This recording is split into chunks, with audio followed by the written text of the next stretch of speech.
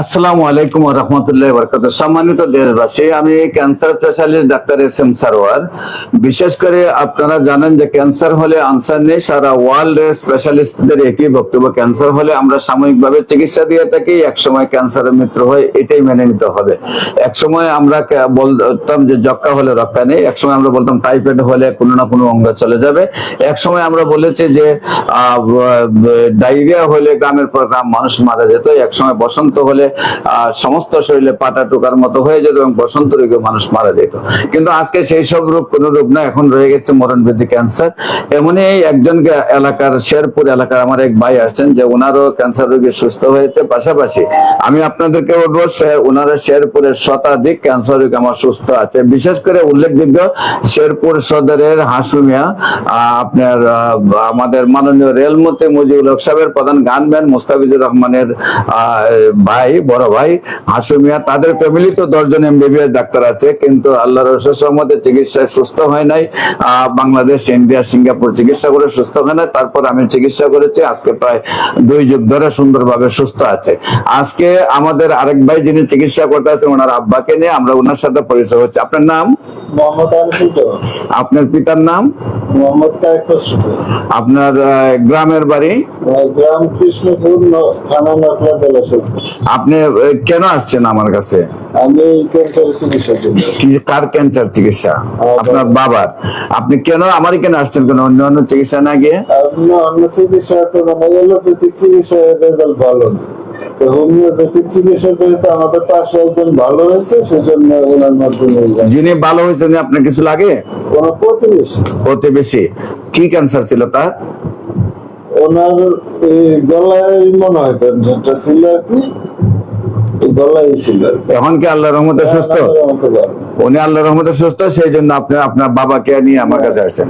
সম্মানিত দেশবাসী, আপনারাও দোয়া করবেন ওনার বাবা যেন সুন্দরভাবে সুস্থ হয়ে যায়, আমরা যেন ওনার বাবার আর একটা সাক্ষাৎকার একদিন নিতে পারি। উনি ওনার এলাকার ক্যান্সার রোগীগুলো সুস্থ হয়েছে এবং ওনার রিলেটিভ ক্যান্সার রোগী সুস্থ হয়েছে বলেই উনি চলে আসছেন। এবং শেরপুরে হাসুভাইয়ের কথা যে বললাম, উনি আবার শেরপুর সদরে ইউনিয়নের আওয়ামী লীগের সভাপতি সদরের। বিশেষ করে আপনাদের সবাইকে আমাদের যে কোনো ক্যান্সারের জন্য, ক্যান্সার আপনারা জানেন যে কোনো জায়গায় ক্যান্সার হতে পারে, সেই জন্য ক্যান্সার যারা চিকিৎসা করেন অন্যান্য রোগ সম্পর্কে ভালো জানতে হয়। আমাদের এখানে অন্যান্য রোগগুলো চিকিৎসা সুন্দরভাবে হয়।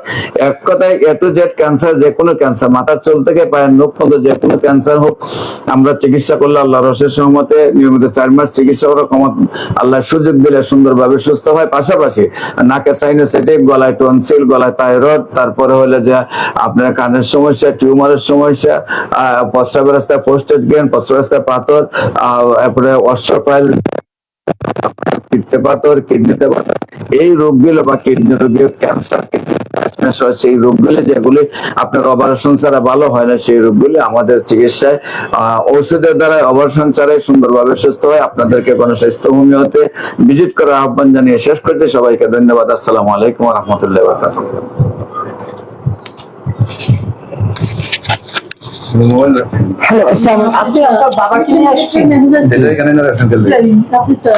আপনার প্রতিবেশী ভালো হয়েছে দেখে তার থেকে ডাক্তারের খোঁজ ও ঠিকানা নিয়ে আসছেন এখানে? জি জি।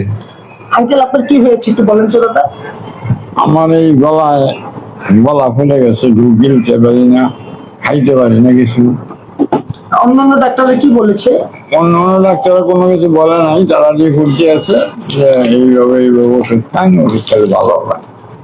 প্রিয় দেশবাসী, আপনারা দেখতে পাচ্ছেন পাশের বাড়ির এক রোগী ক্যান্সার থেকে মুক্ত হওয়াতে তারা পাশের বাড়ি থেকে ঠিকানা নিয়ে ডাক্তার এস.এম. সারোয়ারের চেম্বারে এসেছে তার বাবার ক্যান্সারের চিকিৎসা করানোর জন্য। আশা করি সে আরোগ্য হয়ে আরো তার মাধ্যমে অসংখ্য রোগী আসবে এই চেম্বারে। সকলকে ধন্যবাদ।